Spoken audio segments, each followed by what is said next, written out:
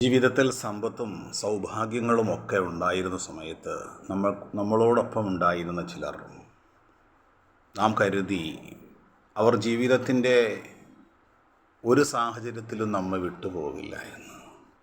നമ്മുടെ തകർച്ചയിൽ, നമ്മുടെ തളർച്ചയിൽ, നമ്മുടെ സങ്കടങ്ങളിൽ എല്ലാവരും നമ്മെ കൈയൊഴിഞ്ഞിട്ടും നാം പ്രതീക്ഷിക്കാത്ത ചില മനുഷ്യർ നമ്മെ അവർ ചേർത്തു പിടിക്കുന്നുണ്ടായിരുന്നു. അങ്ങനെയുള്ള മനുഷ്യരെ ഒരിക്കലും മറക്കാൻ കഴിയില്ല. ഒരു പ്രതിഫലേച്ഛയും ആഗ്രഹിക്കാതെ പടച്ച റബ്ബിൻ്റെ പ്രീതിയെ മാത്രം ആഗ്രഹിച്ചുകൊണ്ട് ആത്മാർത്ഥമായി സ്നേഹിക്കുകയും സഹായിക്കുകയും ചെയ്ത ചില മനുഷ്യരുണ്ടാകും.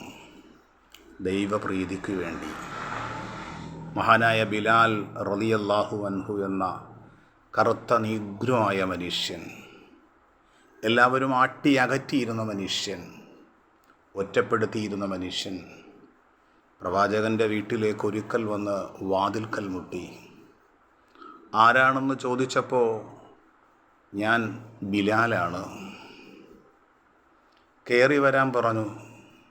ബിലാൽ കയറി വന്നില്ല, അടിമയായിരുന്നു. കയറി വന്നുകൊള്ളുക എന്ന് വീണ്ടും ആവർത്തിച്ചു. അള്ളാഹുവിൻ്റെ റസൂലിൻ്റെ അടുക്കലേക്ക് പോയി എനിക്ക് ഷഹാദത്ത് കലിമ പറഞ്ഞു തരണം റസൂലെ എന്ന് പറയുമ്പോൾ അള്ളാഹുവിൻ്റെ റസൂല് ആ കറുകറുത്ത ബിലാലിനെ ചേർത്തു പിടിച്ചപ്പോൾ ആ ബിലാലിൻ്റെ കണ്ണുകളിൽ നിന്ന് കണ്ണുനീർത്തുള്ളികൾ വന്നിട്ട്, എൻ്റെ നെറ്റിത്തടത്തിൽ ഇതുവരെ ആരും ചുംബിച്ചിട്ടില്ല പ്രവാചകരെ. അള്ളാഹുവിൻ്റെ റസൂല് അങ്ങാണ് എന്നെ ചേർത്തു പിടിച്ചത്.